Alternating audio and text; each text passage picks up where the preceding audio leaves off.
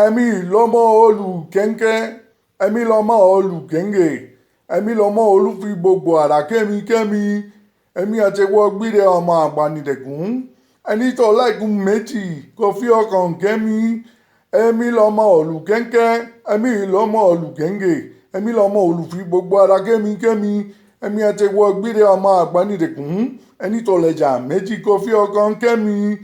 Ẹ̀mí lọ́mọ olùkẹ́ńkẹ́, ẹ̀mí lọ́mọ olùkẹ́ńgè, ẹ̀mí lọ́mọ olùfi gbogbo àrà kẹ́mi, ẹ̀mí àtẹwọ́ gbére ọmọ àgbànìdẹ̀kùn, ẹni tọ́lẹ̀ ìyè méjì kò fi ọkàn kẹ́mi.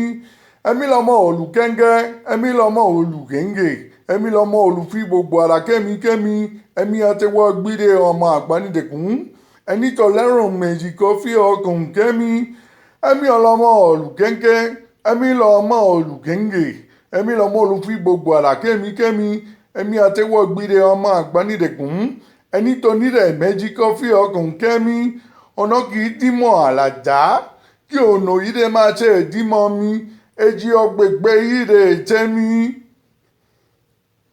Àṣẹ o, àṣẹ o, àṣẹ o.